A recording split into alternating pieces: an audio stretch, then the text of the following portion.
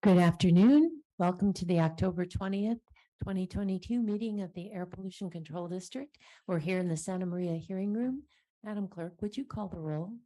Director Sierra, Here. Director Clark, Here. Director Perotti, Here.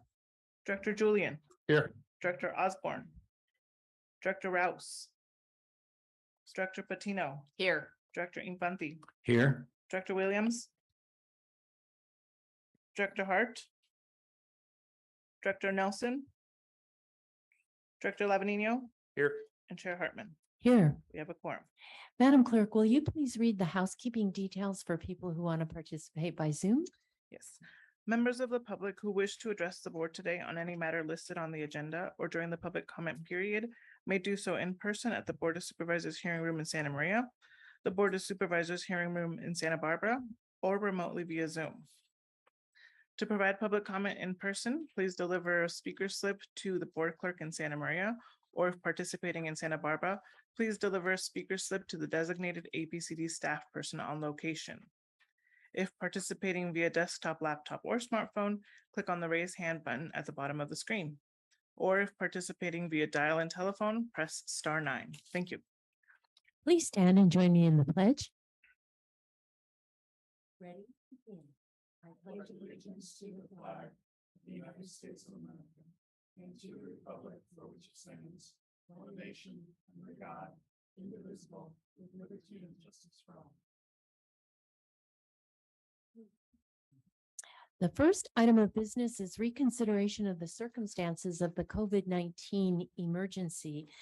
Madam Clerk, will you read that into the record, please? Item C, reconsider the circumstances of the COVID-19 state of emergency.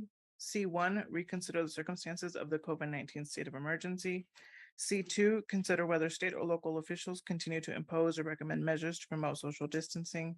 C3, find that the legislative body has reconsidered the circumstances of the state of emergency and that state or local officials continue to impose or recommend measures to promote social distancing. And C4, direct staff to continue to notice and hold hearings as remote hearings consistent with Government Code Section 54953E3. Councilor Richardson, do you have an update for us on this? Good afternoon, Chair and board members. I do have an update. There's been some new developments since last time we met. So the board is still able to make this finding today, but you may have seen that Governor Newsom recently announced he plans to terminate the state of emergency in February 28th, 2023. I don't know what the county's plans are for the local state of emergency after that, but that largely precludes use of this AB 361 finding that we've been making beginning in February. Can still make it today. And then just a preview of what next year will look like. There are still, you're able to meet in person. There are the existing traditional teleconference rules where you can meet at a noticed location that's open to the public. And then a new bill was passed that's effective in January that creates two other options.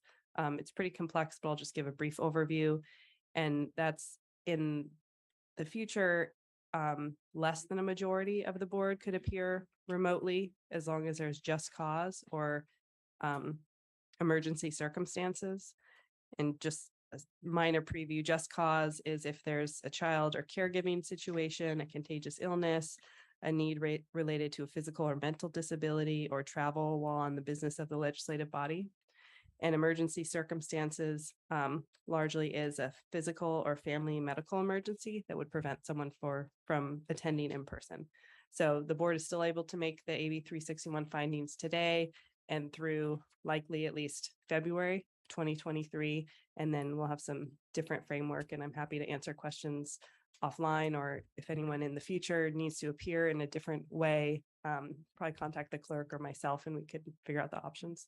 So it sounds like personal circumstances, emergencies would qualify for participating remotely. And would that include one's own health concerns?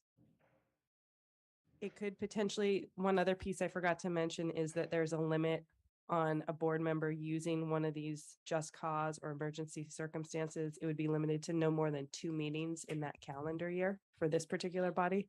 The numbers are different for other bodies you sit on. So it's a little tricky. And I imagine there'll be some looking into details to see what the options are for particular board members. Director Nelson. Yes, thank you, Chair Hartman. Does that exclude the traditional way when you noticed remotely? Or That's, will you still be able to, you'll still be able to do that? that's. So still you is an could option. always say, hey, I've got a location and that doesn't count against these terms. Okay. Correct. That would be a noticed normal teleconference location. Still an option. And do we have anyone online, any directors online or in Santa Barbara who had any questions? Not seeing any hands up on Zoom. Um, Yeah, this is Randy Rouse calling. I just want to acknowledge that I am here, so in Santa Barbara Chambers. oh, good, good. Thank you. Well, is there a sense we'd like to continue meeting remotely for as long as we can, giving members that option? I'll make that motion. All right. And may we have a second? Second, Julian. And Madam Clerk will have to call the roll. Director Sierra, Aye. Director Clark, Aye. Director Perotti, Aye. Director Julian, Aye. Director Rouse, Aye. Director Patino, Aye. Director Infante, Aye. Director Nelson, No. Director Lavanino. Aye. And Chair Hartman. Aye. Motion passes 9-1. The next item is approval of minutes of August 18th, 2022, our regular meeting, and September 15th and October 3rd, special meetings. I think we could wrap those all into one motion. So let's have a motion, a second, and then discussion. Move to So approve. moved. Made the motion. Sierra second the motion? Terrific. And now any discussion of the minutes, those 3 minutes? Yes, thank you, Chair Hartman. Even though I did not attend all those meetings, I was able to review them via the recordings, so I will be able to vote on these. Terrific. And seeing no other, Madam Clerk, if you see anyone who is participating from elsewhere, you'll flag it and let me know so I don't have to call it every time. All right, would you call the roll on the minutes? Director Sierra, Aye. Director Clark, Aye. Director Perotti, Aye. Director Julian, Aye. Director Rouse, Aye. Director Patino, Aye. Director Infante, Aye. Director Nelson, Aye. Director Lavanino.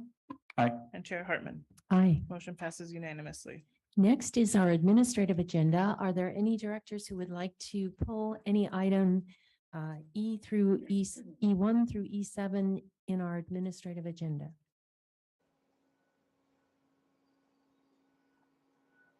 Madam Clerk, are there any members of the public who would like to pull any item? Chair Hartman, we did not receive any public comment on this. All right, so I'd like a motion to approve the administrative agenda. So moved. Second. I'm sorry, who was the first? Director Nelson. Thank you. And seconded by Perotti, Patino. Thank you. All right, Director, Please call the roll. Director Sierra. Director Clark, Aye. Director Perotti, Aye. Director Julian, Aye. Director Rouse, Aye. Director Patino, Aye. Director Infante, Aye. Director Nelson, Aye. Director Lavanino, Aye. and Chair Hartman. Aye. Motion passes unanimously. So now is time for public comment for items not on today's agenda. Madam Clerk, do we have any members of the public who'd like to speak? Chair Hartman, we did not receive any prior public comment and there are no attendees on Zoom. Thank you. So would you read a discussion item H1 into the record, please? We Oh, director's report. Sorry, got mixed up. SPCAG, they do it at the end of the meeting. So we're going to do it right now. Thank you. All right, I'll go ahead with our director's report. Good afternoon, everyone. I want to start off once again with some new staff introductions. Since we're coming back from COVID, we're now at the point where I have 4 additional staff to introduce to you who were hired while we were working remote for the most part. And then after today's introductions, we'll be caught up. And then just introducing folks as they join us. So to start off, if Agnieszka could please stand up. Agnieszka Letz was hired in January 13th, 2021. She graduated from UCSB in 2020 with a bachelor's degree in mechanical engineering, Since graduating, she's worked for the district as an air quality engineer with an emphasis on permitting as well as some toxics work. She generally works on reviewing permit applications, writing permits to include applicable rules and regulations, and conducting health risk assessments. Prior to working for the district, she had a few internship in various fields, including automotive and mechanical industries. And when she was interviewed, I believe she was in the middle of working on her Jeep, putting her mechanical experience to work. Some of her hobbies include dirt biking, Olympic weightlifting, hiking and skiing, and basically she loves the outdoors. So welcome, Agnieszka. Next up is Yesenia Saldana. Yessie was hired October 4th, 2021. She has over 12 years of retail banking experience working all along the Central Coast from Santa Maria up to Paso Robles. She attended Allen Hancock College, and in her downtime, she loves spending time with her husband and her 2-year-old daughter. But we don't want to forget her German Shepherd named Nala. She's passionate about helping the Latino community, having taught Spanish financial courses to adults and volunteering as a translator at various events. Yessie is an accounting technician at the district, and her duties include all things related to accounts payable, such as receiving and processing invoices, grant payments, collection letters, etc. She also assists on facility issues and our motor pool vehicle fleet. All right, next here in person today, we have Ted Hamilton Roll. He started with the district January 24 of 2022 as an air quality specialist. He has a bachelor's degree in environmental studies from Lewis and Clark College. That's up in Portland, right? That's a beautiful It campus. happens to be my alma mater, the law school. And they have a great track meet there too, if you're wondering. Ted has a wide array of experience as an outdoor educator, certified bicycle mechanic, and land use planner, drawing on years of public service. He reviews for the district our South County land use projects. He coordinates our Clean Air Ambassador program, administers our Community Air Sensors Network, and deploys EBAMs. That's a recent advancement, is getting the EBAMs out for our prescribed burns. And he works with our clean air grants, focusing right now on school bus and infrastructure for those if they go electric. In his free time, Ted enjoys cycling in San Ynez Mountains, playing his banjo, and quality time with his family.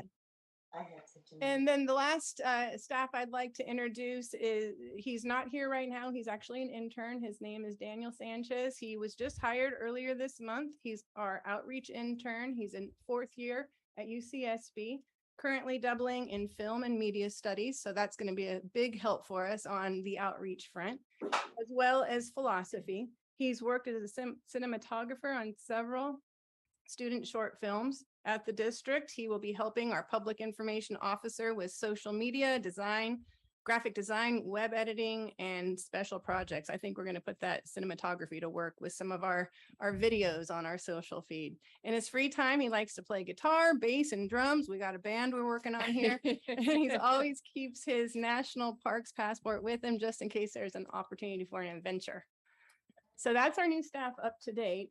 We have gone through a lot of changes and we continue. We have 2 recruitments that are underway. So I hope to have 2 additional new staff to introduce to you at our next meeting in December. Or one's going to have to wait, I know, until our January meeting. All right, I have 2 or 3 other items I wanted to put a brief spotlight on. First, we had our community advisory meeting on October 13th. It was a successful meeting.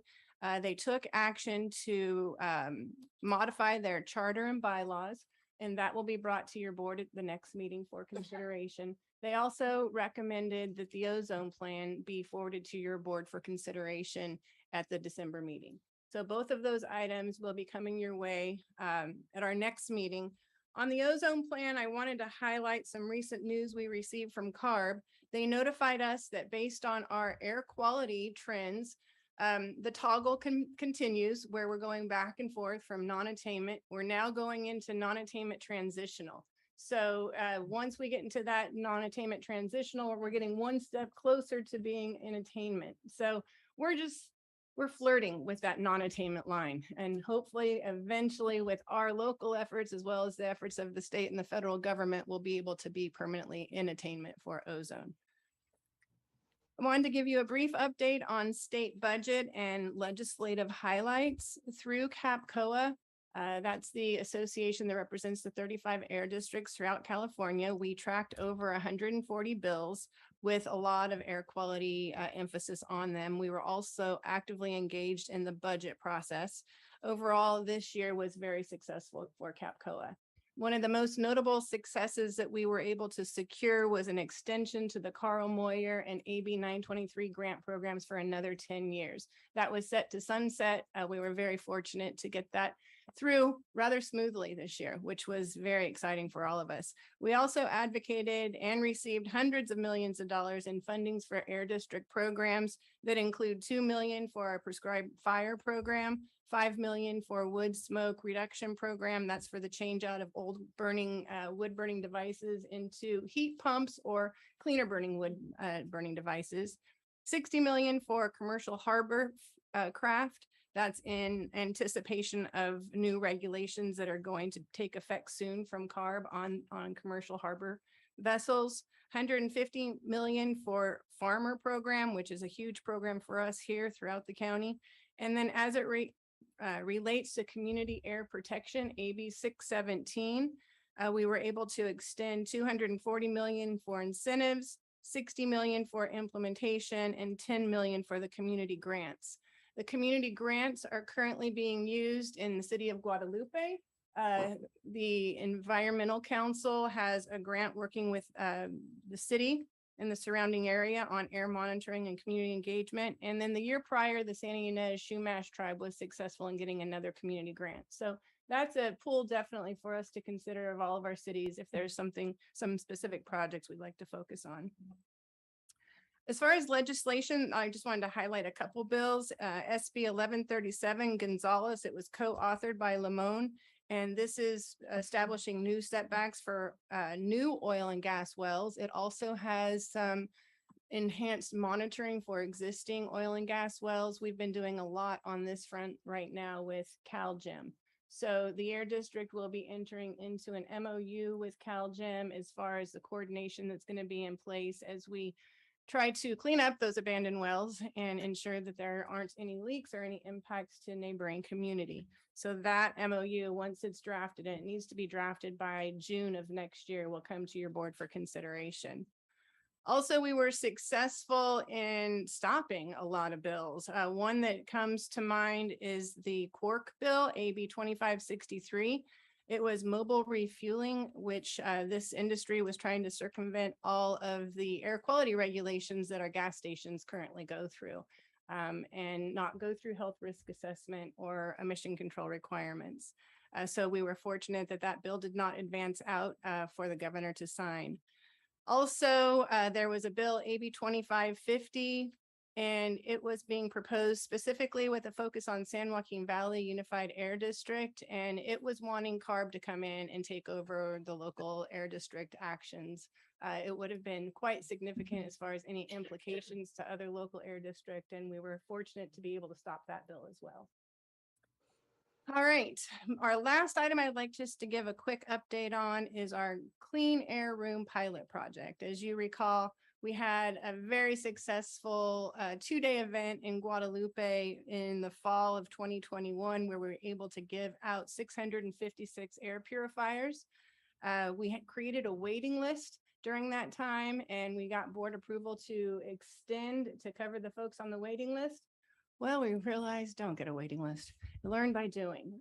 You know, we had a waiting list and we were having very tough time reaching everyone that was on the waiting list. So working with the city of Guadalupe and other nonprofit organizations there, we were very successful recently to provide the remaining air purifiers at the food bank event. It was a great event, and I really want to thank you, Mayor Jillian, for partnering with us and letting us come to your event. And we actually have a slide. I'd like to show the slide. Okay. There we go. I think the center image is great. You can see the folks with their shopping carts, and the bottom is their air purifier. They pick up their air purifier as they work through the food bank event. My staff who participated in this were so excited.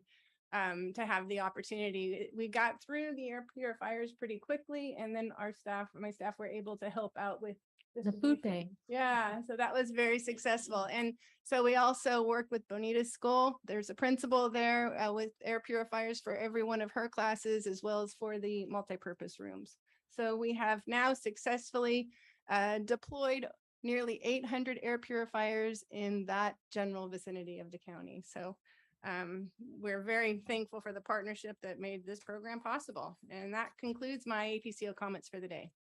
Great. Well, I just wanted to welcome the new employees and really grateful that people of your quality and background are eager to spend your careers in public service. And congratulations for being able to hire in this very difficult environment, but you've joined a team that's eager to welcome you. So good for you all. Next item is now, we did public comment, H1. We have not done public comment. Oh, I thought, okay. Madam Clerk, is there any member of the public who would like to comment on matters not on today's agenda? Chair Hartman, we did not receive any public. All comments. right, so now we have done public comment and we're ready to turn to H1. Discussion item H1, update on the Central Coast Clean Cities Coalition, C5. Receive and file an update on the activities of the Central Coast Clean Cities Coalition. All right, I'm going to hand the baton quickly over to Alex Economou, but before I do, I want to make an announcement. Alex has recently been promoted to our planning division manager position. So he comes here not only as a C5 director, historically working with C5, but also as our new planning manager. So if you could please proceed with your presentation. All right, thank you, Erin. Good afternoon, Chair Hartman and members of the board. As Erin mentioned, I'm Alex Economou and I'm the Planning Division Manager here at the district. I'm here today to provide an update on the Central Coast Clean Cities Coalition, also known as C5. Over the next few slides, I'll be giving you an overview of what the Clean Cities program is and the role that C5 plays in promoting more sustainable transportation throughout the Central Coast region. There will be 12 slides in all. To kick things off, I'll provide a little bit of context about the National Clean Cities program. C5 is part of a broader network of Clean Cities coalitions across the country and is part of the U.S. Department of Energy's Clean Cities program. There are approximately 75 local coalitions spread out across the U.S. working to implement Clean Cities' mission of fostering the economic, environmental, and energy security of the U.S. by working locally to advance affordable, domestic transportation fuels, energy efficient mobility systems, and other fuel-saving technologies and practices. Clean Cities coalitions promote the use of alternative fuel vehicles and fueling infrastructure and are supported by local stakeholders, which consists of businesses, fuel providers, vehicle fleets, local government agencies, and community organizations. The map on the right-hand side of the slide shows where all the local coalitions are located across the country, and the fuel nozzles help to illustrate several of the alternative fuels that make up the Clean Cities portfolio. Now that I've given you a brief overview of the National Clean Cities program, I'll provide some more context about the locally based C5. C5 is a group of local stakeholders whose mission is to expand the use of alternative fuel vehicles and fueling infrastructure throughout the Central Coast.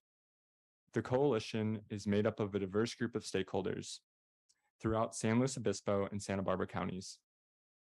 C5's goals include informational and educational outreach about alternative fuels, organizing events, hosting trainings, and engaging with consumers and other stakeholders about incentives and development of alternative fuel vehicles and fueling infrastructure. For more information on C5, you can go to their website at www.c-5.org.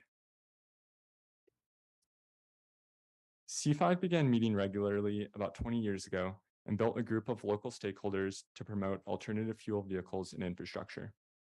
In 2006, C5 received designation from the U.S. Department of Energy as an official Clean Cities coalition and hosted a designation ceremony at Hearst Castle, which is pictured on this slide. When C5 was initially designated as a Clean Cities coalition, the coalition's boundaries only included San Luis Obispo County. However, C5 has always had a strong stakeholder base in Santa Barbara County, and in early 2020, the district was requested to provide oversight of the C5 coalition. The district has been an active member of C5 for many years, and in May 2020, your board signed an initial memorandum of agreement with C5 for the district to take on the lead role of providing project oversight. With the district at the helm, C5 received approval from the Department of Energy in late 2020 to officially expand its territory to include Santa Barbara County. Since then, the district has executed 2 additional MOAs with C5, which continues to actively receive grant funding from the Department of Energy to implement its mission. Every year, C5 compiles an inventory of alternative fuel vehicles and fueling infrastructure in the region and submits an annual report to the Department of Energy. This graph on the right depicts the amount of petroleum in gallons of gasoline equivalent that C5 and its stakeholders have been able to reduce from the deployment of alternative fuel vehicles and efforts to reduce vehicle miles traveled over the last 10 years. As you can see, there's been a huge increase in alternative fuel usage by C5 stakeholders over the last couple of years, highlighted by several fleets transitioning to renewable diesel. We expect this trend higher to continue as more fleets convert to alternative fuels and begin to electrify. C5 is also involved in a wide variety of other projects, such as conducting outreach and organizing various events, trainings, and listening sessions, which I'll expand on in the next couple of slides. The coalition also is involved in alternative fuel corridor planning and promoting the expansion of fueling infrastructure in the region, such as by participating on the advisory committee for the Central Coast Zero Emission Vehicle Strategy that is currently under development. Additionally, C5 conducts outreach to its stakeholders and the public about various grants and incentive opportunities in the region. On this slide, I'd like to highlight some of the outreach events that C5 has hosted or supported over the course of 2022. On the left are pictures from the Santa Barbara Earth Day Festival, Green Car Show, as well as the Slow Earth Day Fair EV Showcase. The Santa Barbara Earth Day featured both a small EV showcase in front of the Arlington Theater and a larger EV showcase in Ride and Drive in the parking lot and back. In the middle are pictures from National Drive Electric Week events that were hosted at the Santa Maria Downtown Fridays event and Slow Farmers Market event. C5 partnered with the district and a couple of other regional partners to host the EV showcase in Santa Maria, and even received a microgrant from California Clean Air Day to support the event. On the right are pictures from the Ventura Harbor EV showcase that was also part of National Drive Electric Week.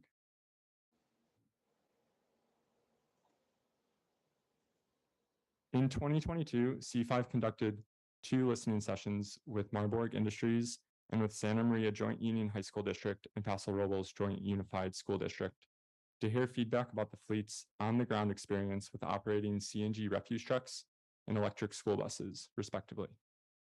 In 2022, C5 also hosted a multifamily housing EV charger incentives webinar and is currently developing a scholarship program for local electricians to become certified under the Electric Vehicle Infrastructure Training Program.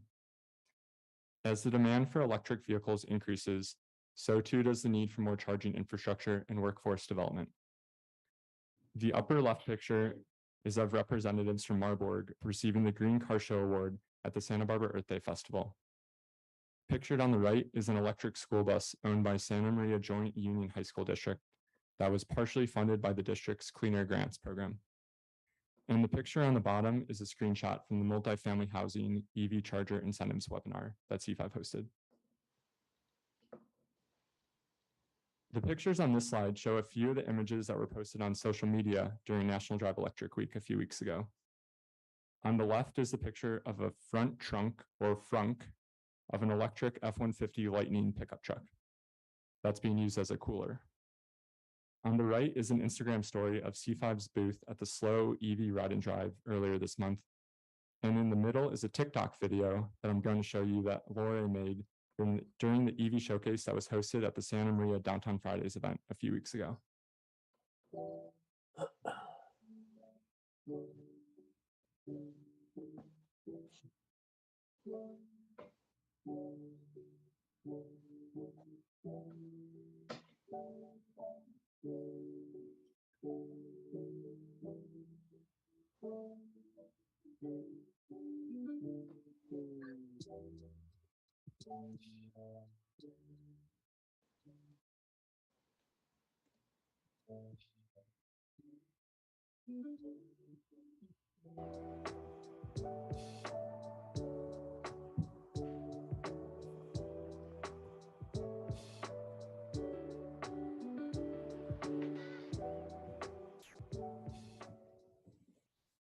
A big shout out to Lore for letting me show that video. As I mentioned a couple of slides ago, one of the projects that C5 works on is tracking and reporting metrics of alternative fuel vehicles. On this slide, I thought it would be interesting to show some recent data on Santa Barbara County's electric vehicle population. Through September 30th of this year, Santa Barbara County residents have cumulatively purchased over 6,500 fully electric vehicles, over 2,700 plug-in hybrid electric vehicles, and nearly 100 hydrogen fuel cell electric vehicles over the course of the last decade. Sales in 2022 alone make up a large percentage of those totals, and through the first 3 quarters of this year, almost 18% of new light-duty vehicles purchased in California have been electric or hydrogen vehicles. The table in the middle shows some of the most popular EVs that have been purchased in the county this year. As you can see, Tesla continues to dominate market share, but more electric models continue to become available and can be seen driving around the county. Pictured on the slide is the new Rivian R1T electric pickup truck and the district's new Chevy Bolt.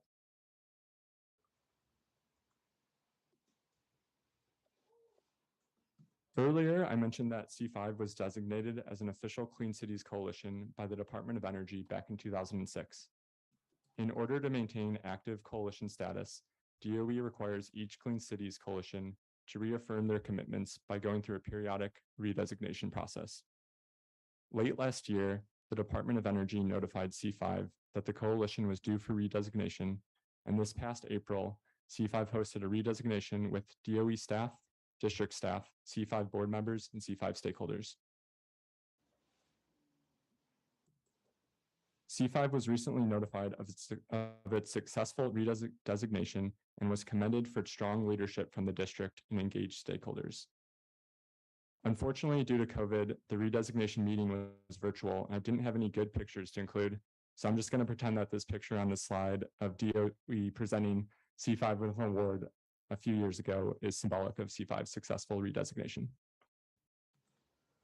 We're getting more pictures of in person, but it's still a little bit slow in some areas. The final update that I wanted to mention is the Clean Cities Energy and Environmental Justice Initiative that C5 was able to participate in this summer. This initiative is part of the Biden administration's Justice 40 initiative, which directs 40% of federal climate investments to flow to disadvantaged and underserved communities. The Clean Cities program was chosen as a program pilot for Justice 40, and the Department of Energy launched the Clean Cities Energy and Environmental Justice Initiative to provide training and capacity to coalitions. This summer, C5 was selected as one of 30 coalitions nationwide to participate in a series of energy and environmental justice deep dive workshops, which provided valuable training on how to develop and execute EEJ projects at the coalition level that are aligned with both the Justice 40 initiative and Clean Cities goals. And with that, here's my contact information. I'd be happy to take any questions that any members of the board might have. So do we have any questions? I did have one question. At the previous SBCAG meeting, we had a presentation about the Central Coast ZEV strategy where we're going to put the charging infrastructure. And I think there was a focus again on rural and disadvantaged communities along on corridors. So are you involved with or coordinating with or have a role there? Yeah, so I've been participating on the advisory committee for the Central Coast Zero Emission Vehicle Strategy. So I've been very involved in that effort, and we've been taking a regional approach, looking at both incentives that'll be coming out as well as opportunities to install chargers. Especially as you mentioned, the focus on underserved, disadvantaged communities, rural areas. So we've been really involved in that effort. Terrific. Madam Clerk, is there anyone remotely who would like to ask any questions? Chair Hartman, I do not see any hands up on Zoom. Okay, well, thank you very much and congratulations on your promotion. This is an item, public comment. Do we have any public comment? Chair Hartman, we did not receive any public comment. on this Okay, item. so this is a receive and file, so we don't need to vote. So we're ready for the second item on today's departmental agenda. Would you read that into the record, Madam Clerk? Discussion item H2, 2021 Annual Air Quality Report. Receive and file a presentation and 2021 Annual Air Quality Report for Santa Barbara County. All right, this afternoon, Jake Canny will be providing a presentation to your board. Jake's an air quality specialist working for us I'm trying to think of the stations that you're primarily responsible for, the South County primarily, right? Yeah, Santa Barbara and Carpinteria at the moment. Okay, great. And I just think it's really helpful for the air quality specialists who are actually out in the field to provide not only the air quality data, but a better sense of the role and responsibility that our staff have when they're ensuring we collect reliable quality data. All righty. Well, good afternoon, Chair Hartman and members of the board. As introduced, my name is Jake Canny. I'm an air quality specialist, and I'm here to present the 2021 Annual Air Quality Report. In 2021, we had a robust network of 12 monitoring stations across the county, which collectively measured the pollutants listed on the left. Don't worry, there's a table on the next slide that shows it more clearly. Each station does serve its own purpose and measures pollutants based on that purpose. Several stations function to provide air quality data in densely populated areas, while others exist as part of an industrial permit requirement. For example, in the bottom right, the Carpinteria station is just off of Highway 150, and it measures meteorological data, ozone, and nitrogen oxides. There are two stations in Goleta and Santa Barbara, which measure meteorological data, ozone, particulate matter less than 10 microns in diameter, and particulate matter less than 2.5 microns in diameter. Up along the 154, we have another two ozone stations, one in Santa Ynez and one off Paradise Road, which is historically our highest ozone site in the county. The Gaviota Coast is home to our Las Flores Canyon station, and up the 101 from there is our Lompoc H Street site. Both of those stations are loaded with ozone and PM monitors, as well as NOx, which is nitrogen oxides, carbon monoxide, and other analyzers based on the permit requirements for those facilities that they serve. And at the top of our county is the Santa Maria station, which was shut down in 2021 for being too close to a major roadway for regulatory air monitoring. This station was operated by the California Air Resources Board prior to being shut down. And after shutting down, the district assumed responsibility for identifying a new location and installing a new Santa Maria monitoring station. So here is the next slide, which shows which parameters are measured at each station. Going across the top from left to right is ozone, nitrogen dioxide, sulfur dioxide, carbon monoxide, total hydrocarbons, hydrogen sulfide, total reduced sulfur, PM10, PM 2.5, wind speed, wind direction, and ambient temperature. It's not super obvious on the slide for some reason, but some of those cells are white and some of them are gray.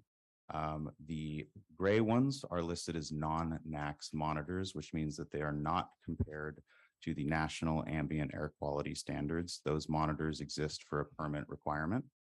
And the SLAMS monitors stands for state and local air monitoring stations. So the data from those monitors are compared against the National Ambient Air Quality Standards, or the NACS. The asterisk by the Santa Maria station does denote that it only sampled for the first quarter of 2021. Speaking of the Santa Maria station, these are two pictures from its construction. Starting on the left is a picture of the exterior.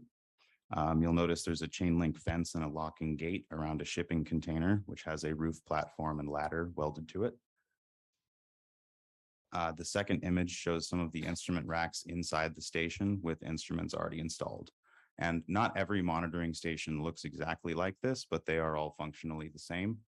They have a structure to protect the equipment inside from the elements, air conditioning to keep the shelter temperature stable, a sample intake which penetrates the roof to allow sampling of ambient air, communications equipment, which allows remote data acquisition and even remote control of a lot of the equipment, and of course, the equipment itself, which measures the air quality.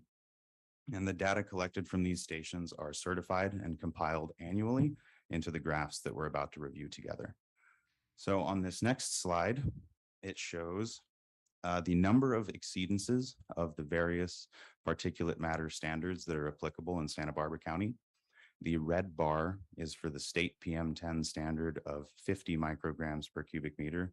The blue bar is the federal standard for PM10 of 150 micrograms per cubic meter. You'll notice there's a big difference between those two standards. And the federal PM 2.5 24-hour standard of 35 micrograms per cubic meter. So in 2021, we only had one day exceeding the state PM10 standard, which was October 11th, which so happened to be the day the Alisol fire began. So considering a wildfire started that day, I would say the concentrations of 76 at Lompoc, 61 at Santa Barbara, and 51 at Las Flores Canyon are not too bad. And we had 0 days exceeding any other PM standards for the entire year. So that's a really big accomplishment. On this next slide is the ozone standards for 2021, as well as the previous 20 years. And similarly, we only had one exceedance there. So the state and federal 8-hour ozone standards are both 70 parts per billion, but the way that they're calculated is slightly different. So you may notice that the red bar is a little taller than the blue bar for some years. The reason for that is the state calculation method rounds where the federal method truncates.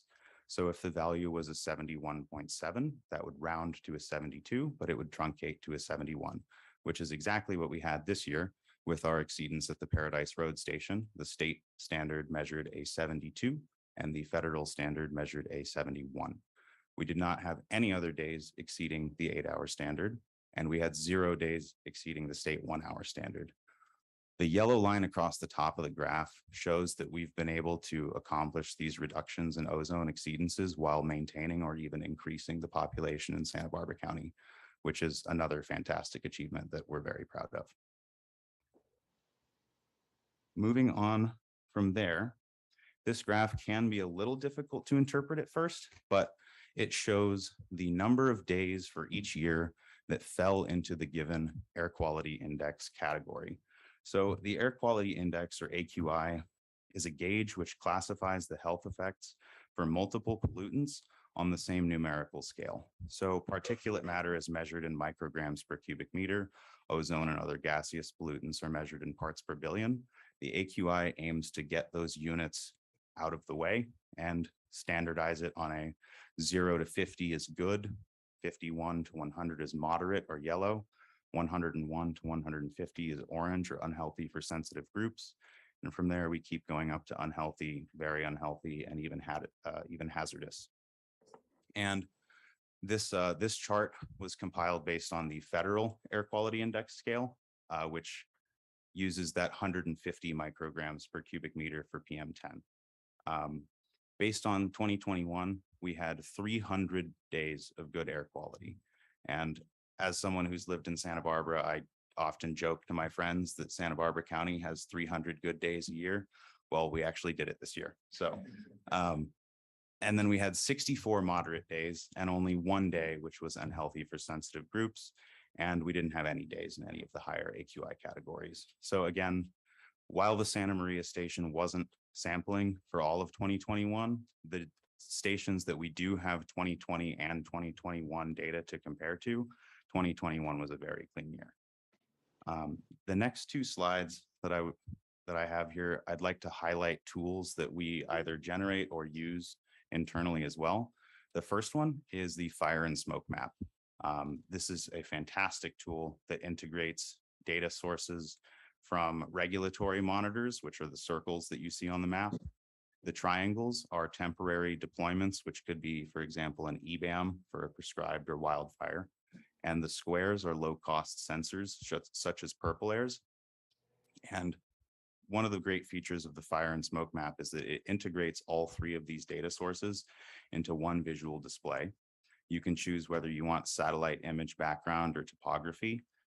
And it's a little hard to see on the right, but there's also a smoke plume forecasting tool that can give you an idea of where smoke currently is or will be in the near future. And if you're more concerned about the forecasting side rather than the current conditions, we do have in-house forecasting maps that we generate each morning for today and the next 2 days. If you haven't seen those, by all means, take a look. But the fire and smoke map does also have forecasting features that take our forecasts and represent it on there. And if you're ever outside of Santa Barbara County, the fire and smoke map will still work for you there, where our website focuses primarily on Santa Barbara County. To wrap it all up, I would like to again emphasize that 2021 was a really clean year for air quality. Wildfires and hot conditions do continue to create challenges for us for ozone and PM. And the Santa Maria station was only sampling for the first quarter, so high wind events could have contributed to more PM10 exceedances if that station were up and running for the whole year. But like I was saying, for 2020 and 2021, the stations that we have data for both, 2021 was by and large a much cleaner year and definitely something to be proud of. Other than that, we had no exceedances of any other air quality standards. And that concludes my presentation. So if there are any questions, I'd be happy to answer. Director Lavanino. Thank you, Madam Chair. This is like my favorite report of the year because I love good news and we never talk about good news. So first off, I want to say, I think that's such a cool thing to take those 800 purifiers. I mean, so you've distributed over 800 purifiers in an area, by the way, that has awesome air quality to start with, so that's a cool thing. So when we talk about being in attainment or out of attainment, is that the state or the federal? Right now, we're mainly challenged with state attainment. We've already accomplished attainment with all the federal ambient air quality standards. It's the state ozone standard and the state PM10 standard that we are non-attainment in. Yeah. So when I look at that, I'm like, how are we not? So it's over the last 5 years, in the state 1 hour, we've had 5 days. Well, wait, 1, 2, 3, 4, 5, 6, 7 years. We've had 5 days over the last 7 years where we were out of attainment. How does anybody, if you're not in attainment with that, how do you get into attainment? Well, and that's where the toggling has come in. We were in attainment for it for not even 1 full year. And it just takes an exceedance or two of ozone to kick you out of attainment into non-attainment. And then now what we're moving into is that non-attainment transitional, which is the direction we want to go. But it is a very challenging standard to achieve, extremely. And I think it's going to be our long-term challenge. Yeah, because, with the heat, stagnation of weather, climate conditions, wildfires, those are all things that could push us back into non-attainment if and when we achieve attainment once again. And then I'm just curious on AQI. I'm trying to figure out what the scale is, like Richter scale, if you just go up by 1, it's a huge magnitude of difference. So 0 to 50, I mean, what's the difference between 50 and 100? The federal standard is when you go from moderate to unhealthy for sensitive groups. So it's when you go from yellow to orange, you're into that above the national ambient air quality standard for that hour. Usually when you see the AQI values that are in the fire and smoke map, that's the color for right now. But as we know, for PM, it's 24 hours that you have to collect data to then compare back to the standard, or for ozone, it's 8 hours. So they have a algorithm that's incorporated into fire and smoke map and air now that calculates it forecasts what it thinks that you might have for the next 8 or 24 hours, depending on the pollutant. Cool. And then can we put up slide 7 again, just for a sec? So that's the one that has the it's really hard to see up there because of the coloring, but on the TVs, it looks a lot better. But I went on to the IQAir.com, which gives you the world rankings. And I think people here have to realize that there's a large segment of the world's population that lives in the red. I mean, really bad. 173 in Beijing and 166 in Wuhan and 162 in South Korea today. So we have to sit back and realize we got it pretty good here. This is, yeah, as far as air quality goes. So I'm really excited about this. And I think this story needs to be championed some more. Director Julian. Yes, last council meeting in the city of Guadalupe, the environmental council presented and their information, and they were talking about their monitoring equipment and stations. What's the coordination between what you're doing and what they're doing and the location of the monitors in Santa Maria and Guadalupe? We're working with CEC and their contractor, trying to ensure that, one, they have a co-location. It's a low-cost sensor, so it's not the same type of data or instrumentation that Jake and other monitoring staff utilize. It has to meet very rigorous requirements and QA/QC. It's a lower cost device, so we want it co-located at our Santa Maria station to make sure we can understand how well that instrument is reading pollution levels. And then as far as where they're going to locate the other devices throughout the community, we haven't heard yet what they're proposing. We have asked that we can weigh in and help them in site location. We currently have low-cost sensors that Ted manages, the purple air devices that are included at schools in the city of Guadalupe and Bonita as well. So we already have those PM devices installed, and we're able to access that data. And I don't have an exact location where CEC is going to put theirs quite yet. Well, I know they were talking about Mary Buren School, which is on the 11th Street.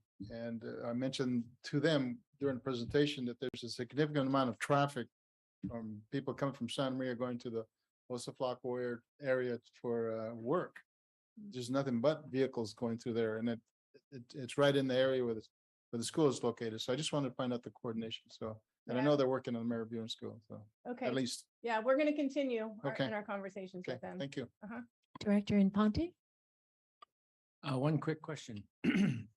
Why is Paradise Road so bad? The topography of our county, basically, that just so happens to be, since ozone is a regional pollutant, it's very heavily impacted by topography and weather patterns. So that just so happens to be where we measure our highest ozone concentrations year after year. But it's not necessarily a dangerous spot. It's just what it is in the topography that collects there. Yeah, in the valley and being in a hot part of our county with a lot of photochemical reactions, ozone sticks around there once it's generated. And even though it's not necessarily the most population dense area, because it's where we measure our highest ozone in the county, we're required to keep that station up and running. Thank you. But also realize that we only had one exceedance at that station. Well, yeah, but it continually comes up Right. as it's one place that Right. shows up as a problem. And I Right. was curious. I mean, that's not far from us. Right. And I wanted to know what was wrong with it. Yeah, a lot of times individuals or It's just- people think that your monitor has to be right next to where the pollution source is. And because ozone is release, and it requires sunlight and temperature, it moves far from the origin. The origin is Are you making a point? And I had a question along the same lines. Lompoc with the Alisal fire, I was surprised to see that was where the wind carried the particulates. Is that typical when we have fires in Goleta, Gaviota? I would say it depends on the meteorology right at that moment. So right when the fire started, if we had wind out of the southeast, it could have carried the majority of the smoke plume to Lompoc Station. But if you don't have enough heat to break through the inversion, you can have dispersed smoke at the ground level that just gets trapped there. So I didn't review the meteorology or smoke trajectory for the Alisal fire before this, so I can't give a more specific answer than that. But it was very likely the wind direction that caused that. Okay, thank you. Madam Clerk, do we have anybody else who would like to say anything or ask questions? Yes, Director Prodi has her hand up on Zoom. Yes, thank you. I, first of all, thank you for the presentation. We are doing quite well. It's very impressive. And I'm sure Aaron knows the question I'm going to ask about H2S and any air monitoring devices on the western end of Goleta, since we have in the past had some issues out there. And I know that there was some conversation with the schools doing monitoring at either Elwood or Brandon. Can anybody give me an update on that? If it's the Sure. appropriate time to talk about that. I could give an update. We do have our air pointer, and it's ready to be utilized whenever we're faced with any specific community issue like we have historically had in the Goleta area. And we did last year, I believe, deploy it at a elementary school. I don't recall the name of the elementary school. Do you, Jake? I believe it was at Brandon. Okay, at Brandon. So that is configured with H2S monitors on it, and it can be pulled to any location throughout the community. It also measures BTEX, and we had a request recently to bring it down to Carpinteria. We had significant amount of odor complaints come in with the cleanup of the gas plant down there, and to the point where it exceeded our nuisance threshold. So as a follow-up to ensure that that process is implementing all control technologies to limit the impacts to the neighboring community, we thought it would be beneficial to pull the air pointer down there. So it's currently down at the City Hall in Carpinteria, which city staff actually were pretty significantly impacted by odors at the time when the complaints were happening. But it is ready and it can be pulled up to Goleta if and when we need it this year. We've been very fortunate so far to not receive complaints associated with H2S in that vicinity. I was concerned with the drought conditions and with any ag irrigation that we might see that again. And I think we're just fortunate, and I'll knock on wood.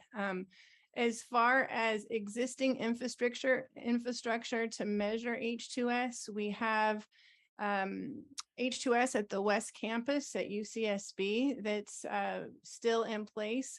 It is dependent on the platform Holly being in existence. So when the plug and abandonment and decommissioning is done, that station will also go away, as will the fence line monitors that are currently up and running at the EOF facility. So they have fence line monitors in place that have actually were very helpful for us way back. Was it like 3 or 4 years ago when your neighborhood, that portion of Goleta was significantly impacted with the H2S odors.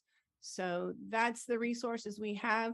I think in addition, the new fire station has that's being proposed and soon to be constructed has a condition incorporated in that for the installation of an H2S monitor once that site is up and running. I have a follow-up question. First of all, the fire station, we don't know. I don't know. I haven't heard. The funding is an issue. I don't know when that's going to be built, so that could be quite a while. So what's the process for, so there's a complaint that comes from Goleta, and then I know we have a portable, I think it's called the Jerome monitor that at one of our fire stations, I think fire station 11. Yep. So the complaint would come in, and then how would we'd go to Carpinteria and get the monitor? Well, we yeah, both, I the understand. county fire and air district has the Jerome, which is a handheld device to measure H2S. Anytime we have a complaint, we have our staff go out to assess the situation to detect the level of H2S that's being experienced. If we feel that it'd be beneficial, we would deploy our air pointer, which, as I mentioned, is currently into Carpinteria, but could be moved. It's on wheels and could be towed to wherever it is needed. Even if it was over on a weekend?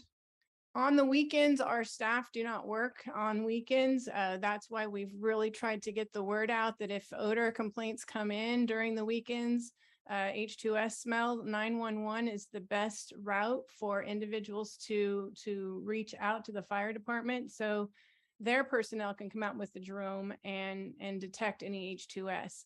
I have a duty officer, whether it's myself or another manager who's on duty 24/7 now for the air district. So we would be notified as well if that scenario came into play. And if need be, we would rally the troops and get things mobilized. Okay, thank you. Any other questions, Madam Clerk? No additional raised hands on Zoom. Okay, and are there any members of the public who'd like to comment on this? Chair Harmon, we did not receive any public comment and there are no attendees on Zoom. Okay, so this is a receiving, Madam Chair, I just, Supervisor Williams.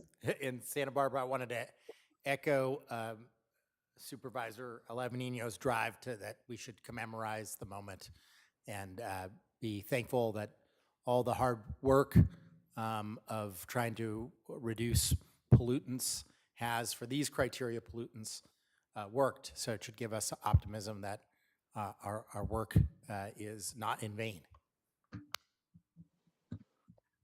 All right, here. So with that, we've concluded our business for the day. And so this meeting will be rebroadcast on Sunday, October 23rd, 2022 at 5. Exactly. On County of Santa Barbara TV, Channel 20, if you are so eager to see it again. And with that, we'll adjourn the APCD meeting. We'll have a special meeting at a date and time to be announced.